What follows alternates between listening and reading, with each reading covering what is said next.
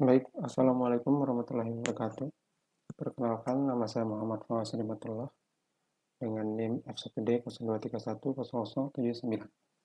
Kali ini saya akan mempresentasikan proyek pengolahan citra digital berjudul Deteksi Dini Penyakit Daun Tomat Normal, Early Blight, dan Late Blight berbasis citra. Di sini ada anggota-anggota untuk kelompoknya yang akan mendapat bagian-bagiannya sendiri untuk penjelasannya. Kita langsung saja masuk ke latar belakang. Tomat adalah salah satu komoditas sayur penting di Indonesia karena kandungan gizinya yang tinggi, seperti vitamin C dan antioksidan. Selain banyak dikonsumsi masyarakat, tomat juga kerap digunakan dalam program pemerintah seperti makan bergizi gratis untuk anak sekolah yang bertujuan meningkatkan gizi anak melalui pangan lokal. Namun, produktivitas tomat sering terganggu oleh penyakit daun seperti early blight dan late blight, yang bisa menyebabkan penurunan hasil panen jika tidak dikenali sejak awal. Di lapangan, proses identifikasi penyakit masih mengandalkan pengamatan langsung yang tidak selalu akurat dan membutuhkan pengalaman. Melalui pendekatan pengolahan citra digital, kita dapat mencoba membantu proses deteksi dini dengan memanfaatkan gambar daun tomat untuk mengklasifikasikan kondisinya, apakah masih normal atau sudah menunjukkan gejala penyakit. Walaupun metode ini tentu masih memiliki keterbatasan, setidaknya bisa menjadi alternatif awal untuk mendukung petani dalam menjaga hasil panen dan secara tidak langsung berkontribusi pada kestabilan pasokan pangan bergizi di masyarakat. Untuk deskripsi program ini berjudul Deteksi Dini Penyakit Daun Tomat Normal, Early Blight, dan Late Blight berbasis citra, dan dirancang untuk mengidentifikasi 3 jenis kategori citra berdasarkan karakteristik struktur menggunakan metode Gray Level Co-occurrence Matrix atau biasa disebut GLCM. Program ini terdiri dari 3 percobaan dengan berbagai teknik pre-processing yang digunakan untuk meningkatkan kualitas citra sebelum proses klasifikasi. Antara lain ada grayscale, resize, normalisasi, histogram equalization, median filter, dan HSV segmentation. Sekarang kita masuk ke bagian penjelasan dataset. Dataset yang digunakan dalam penelitian ini terdiri dari citra daun tomat yang telah dikategorikan berdasarkan kondisi kesehatannya. Dataset ini dirancang khusus untuk mendukung pengembangan sistem deteksi penyakit tanaman menggunakan teknologi komputer vision dan machine learning. Yang pertama, datasetnya ada daun tomat normal. Bisa kita lihat warna hijaunya, ciri-cirinya warna hijau segar dan berwarna hijau cerah, tidak kekuningan atau kehitaman. Permukaannya halus, tidak ada bercak luka atau bercak jamur pada permukaan daun. Dan daun tidak menggulung ke atas atau ke bawah, jadi betul-betul normal. Tulang daun juga terlihat jelas. Di sini ada daun tomat early blight. Bisa dilihat ada bercak-bercak lompat melingkar. Daun menunjukkan bercak berwarna coklat tua dengan pola konsentris seperti cincin, bulat-bulat, dan menguning di sekitar bercak. Area ini di sekitar bercak ada kuning-kuning, lalu jaringan daun mati. Bercak mulai dari daun bawah, gejala biasanya muncul pertama kali di daun yang lebih tua atau bagian bawah tanaman. Lalu ada daun tomat late blight. Bercaknya ini kurang begitu jelas, tapi bercak tidak punya batas yang tegas, menyebar samar ke jaringan sehat, daun cepat laju dan mati. Daun yang terinfeksi akan cepat mati dan menggantung lemas. Bisa kita lihat ini juga menggulung-menggulung, berwarna kecoklatan, bercak hijau gelap atau kecoklatan kehitaman, bercak besar, tidak beraturan, biasanya muncul tiba-tiba dan menyebar cepat. Lalu tahapan pre-processing yang kita gunakan itu pertama ada grayscale, resize dan normalisasi untuk percobaan pertama. Untuk percobaan kedua ada grayscale, resize, normalisasi, dan ditambahkan median filter. Dan percobaan ketiga kita menambahkan HSV segmentation. Untuk pada kodenya kita lihat di sini kita menggunakan resize dan pada percobaan pertama grayscaling dulu karena kan kita pakai gray level co-occurrence matrix, jadi wajib kita grayscaling, resize supaya diproses agar supaya dapat diproses, jadi ukurannya harus sama semua dataset. Baru kita normalisasi dengan atas pixel itu dari 0 sampai 255 agar lebih mudah untuk pemrosesannya. Lalu pada percobaan kedua, kita menambahkan untuk median filter karena beberapa dataset ada noise-nya, jadi kita menggunakan median filter untuk menghilangkan noise itu. Untuk percobaan ketiga, kita menambahkan HSV segmentation karena kita ingin fokus pada daunnya. Jadi daunnya kan rata-rata daun tuh punya warna hijau, dan mungkin kalau untuk penyakitnya itu kecoklatan, jadi punya warna yang sama. Jadi kita bisa, lebih baik kita pakai HSV, Hue Saturation dan Value, ketimbang RGB untuk mengambil informasi untuk daun-daunnya.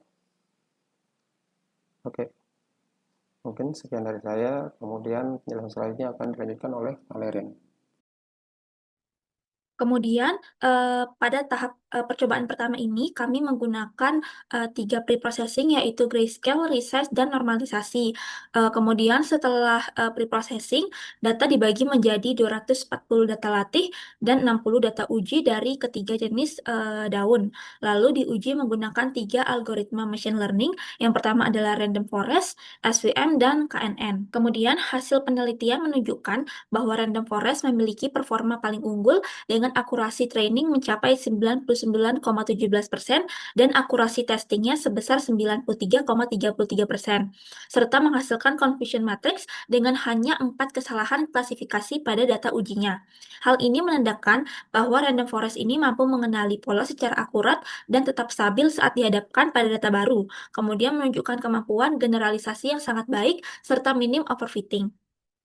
Kemudian random forest juga ini memiliki nilai precision, recall, dan F1 score mendekati nilai sempurna pada semua kelasnya, baik itu healthy, early blight, dan late blight.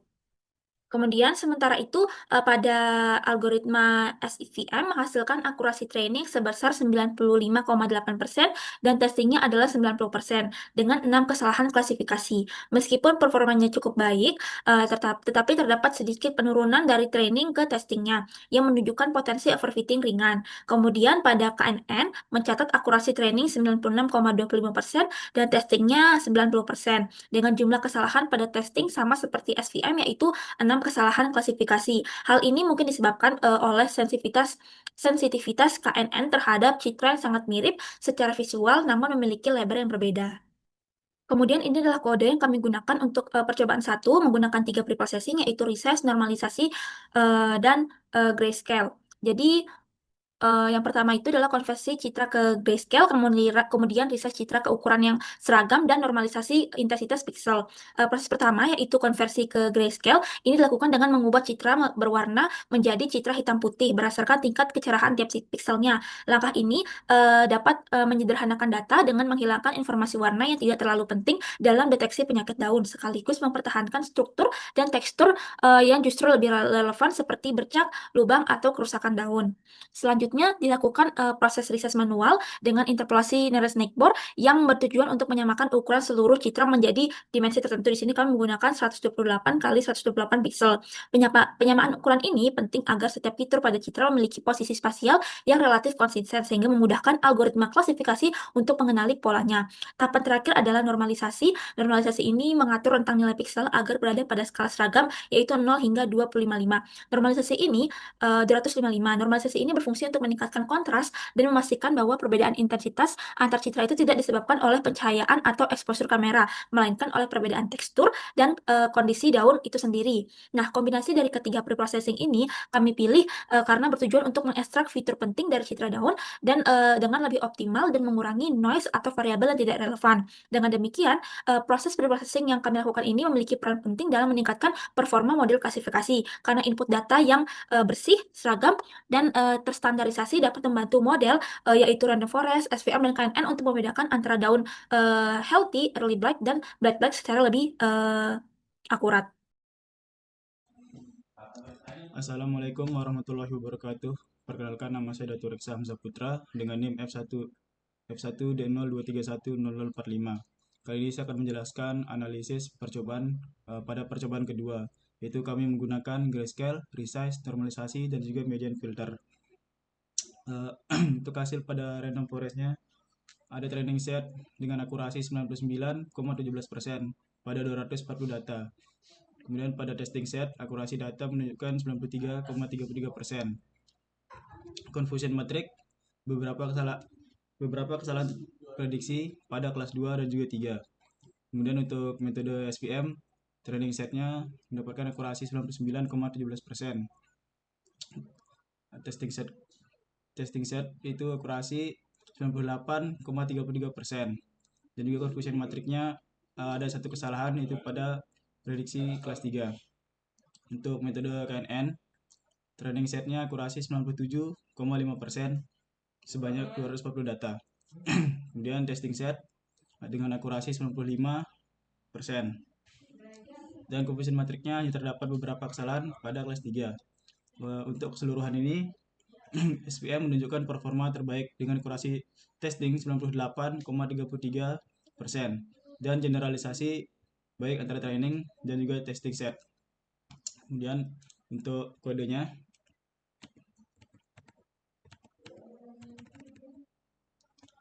yang pertama di sini ada fungsi resize, di mana fungsi resize ini digunakan untuk memperbesar atau memperkecil ukuran dari suatu citra secara manual.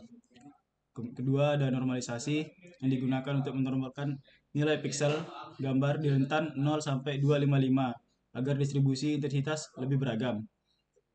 Yang ketiga, ada sebuah kernel di sini yang untuk mendefinisikan 3x3 yang digunakan untuk proses filtering nanti.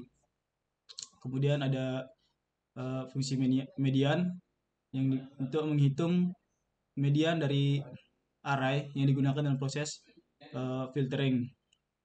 Kemudian ada median filter itu sendiri, di mana akan dimasukkan gambar dan juga kernel yang sudah dibuat tadi. Ada juga fungsi percobaan kedua, yaitu ini untuk menggabungkan seluruh proses yang sudah ada di atas, seperti grayscale, resize, normalisasi, dan juga median. Yang dimana untuk resize-nya itu kami menggunakan 128x128 untuk setiap image yang ada pada semua data pada label 1, 2, dan 3. Untuk hasilnya itu bisa seperti ini.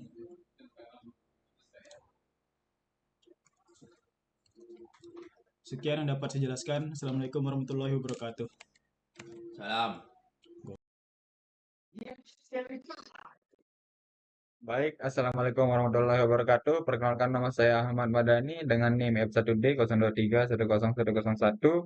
Sini saya akan mempresentasikan percobaan ketiga dari proyek PCD yang telah kami buat. Pertama, di sini ada library yang kami gunakan, itu ada banyak library-nya. Ada itulah di sini, kemudian fungsi-fungsi dari library yang telah kami gunakan. Dan di sini struktur foldernya ya. Kemudian ada data preparasi. Untuk ini yang pertama yaitu mendefinisikan fungsi untuk preprocessingnya. Ya, langsung saja. Di sini ada fungsi yang pertama dari resize untuk membawa ukuran citra ke dimensi tertentu. Kemudian ada normalisasi, equalisasi, median, HS dan HSP segmentation. Kemudian yang kedua ada preprocessingnya. Di bagian preprocessing ini ada segmentasi warna, konversi hasil segmentasi ke grayscale, resize citra ke ukuran 128x128 pixel, normalisasi, dan filter median. Ini kodenya. Kemudian ini hasil dari preprocessing yang telah dilakukan. Yang pertama adalah label dengan daun tomat yang sehat. tidak ada bercak-bercak ataupun kerusakan pada daunnya. Kemudian nah ini yang early blight atau sudah mulai rusak, sudah mulai bolong atau bercak-bercak, terjadinya bercak-bercak pada daun tomatnya. Kemudian yang ini yang sudah rusak parah. Kemudian yang kedua ada fitur ekstraksi, yaitu dengan fungsi GLCM. Fungsinya untuk menghitung matriks konkurensi tingkat abu. Fungsi ini menerima dua parameter, yaitu image dan derajat. Yang nantinya digunakan itu derajatnya 045, 90, dan 135. Dan di sini ada fungsi korelasi, dissimilarity, ada homogeneity, kontras, ASM, dan energi, entropi GLCM. Di bawah ini merupakan kode untuk menghitung matriks GLCM atau Gray Level Concurrency Metric yang telah diproses dan disimpan dalam list data preprocessor. Dan di bawahnya ada kode untuk mendefinisikan list kosong. Nantinya untuk menyimpan nilai fitur tekstur yang dihitung dari matriks GLCM yang ada di atas. Lalu di bawah ada perulangan untuk menghitung nilai korelasi dari matriks GLCM. Di bawahnya ada perulangan untuk menghitung nilai kontrasnya. Kemudian ada perulangan untuk perhitungan dissimilarity. Di sini perhitungan dari homogenitas dari matriks GLCM. Di bawahnya lagi ada untuk perhitungan nilai entropi. Sini untuk menghitung nilai ASM atau Angular Second Moment. Kemudian di sini untuk menghitung energi dari matriks GLCM-nya dari pada setiap gambar yang telah diproses. Ini kemudian kode yang digunakan untuk menggabungkan seluruh nilai tekstur yang sudah diekstraksi dalam setiap gambar. Kemudian ada tulisan hasil ekstraksi ke dalam bentuk CSV. Berikut ini hasil dari hasil ekstraksinya dalam bentuk CSV. Lalu di bawahnya ada seleksi fitur. Nah, di bagian ini ada seleksi fitur menggunakan metode PCA, LDA, GSCNI, Chi-square, ANOVA, autoencoder, correlation, dan lain-lain. Nah, di bawah ini merupakan kode untuk seleksi fitur berdasarkan dari korelasi antar fitur yang menggunakan fungsi korelasi core dari sini. Dan ini hasilnya. Kemudian ada yang kedua, yaitu metode ANOVA atau Analysis of Variance. Seluruh fiturnya diambil sebagai variabel X, sedangkan target disimpan di variabel Y. Dan begini hasilnya. Di bawahnya kemudian ada splitting data. Fungsinya untuk membagi data fitur seleksi menjadi data latih dan data uji melalui fungsi training test split. Seperti ini bentukannya. Di bawahnya ada fitur normalisasi. Ada yang digunakan di sini metodenya min-max scaling, standardization score, robust scaling, max app scaler. Nah, seperti ini bentuk kodenya. Yang z-score, min-max scaling. Kemudian di sini ada modeling. Yang pertama ada define model. Nah, di define model ini ada 3 klasifikasi yang digunakan, yaitu yang pertama ada random forest, support vector machine atau SVM, dan KNN atau key nearest neighbor. Nah, yang pertama ada random forest classifier menggunakan yang pohon keputusan. Ini kemudian ada SPC menggunakan karena radial basis function, yang KNN menggunakan 5 tetangga terdekat. Ini bentuk kodenya. Kemudian hasil dari yang pertama itu random forest classifier, akurasinya 1.0 ya. Di bawahnya akurasinya 0,98. Dan yang di bawahnya ada train SVM classifier. Dan di bentuk kodenya hasilnya itu akurasinya 0,9, di bawahnya 0,98. Kemudian yang terakhir ada KNN classifier. Ada model KNN berikut untuk kodenya, kemudian akurasinya seperti berikut: 0,9 dan 0,96. Ini hasil dari evaluasinya dari Random Forest, SVM, dan KNN. Sekian dari saya, terima kasih. Oke, masuk ke kesimpulan. Dalam proyek ini, sistem klasifikasi dikembangkan untuk mendeteksi 3 kondisi tomat berdasarkan citra, yaitu ada normal, early blight, late blight, dan late blight. Berbagai teknik processing diterapkan, seperti yang sudah dijelaskan, ada resize, grayscale, histogram equalization, median filtering, dan HSV segmentation untuk meningkatkan kualitas citra sebelum melakukan proses klasifikasi. Tujuan dari pendekatan ini adalah membantu deteksi dini penyakit dan tomat agar hasil panen tetap terjaga dan mendukung ketersediaan bahan pangan gizi. Dari ketiga percobaan, Random Forest konsisten memberikan akurasi tinggi, terutama pada percobaan pertama, yaitu dengan akurasi 93,33%, dan pada percobaan ketiga dengan akurasi 98,33%, serta hanya menghasilkan satu kesalahan pada data testing. SVM juga menunjukkan performa sangat baik, bahkan menjadi yang terbaik pada percobaan kedua dengan akurasi 98,33% dan generalisasi yang stabil. KNN memiliki akurasi lebih rendah dibanding dua model lainnya, dengan hasil terbaiknya itu hanya 96,67% di percobaan ketiga, namun masih menunjukkan beberapa kesalahan klasifikasi. Jadi secara keseluruhan, Random Forest direkomendasikan sebagai model terbaik, dengan SVM sebagai alternatif kuat. Peningkatan performa pada percobaan kedua dan ketiga menunjukkan bahwa pre-processing seperti median filter dan HSV segmentation efektif untuk meningkatkan kualitas citra untuk klasifikasi. Baik, sepertinya itu dari kelompok kami. Kurang lebihnya mohon maaf. Wassalamualaikum warahmatullahi wabarakatuh.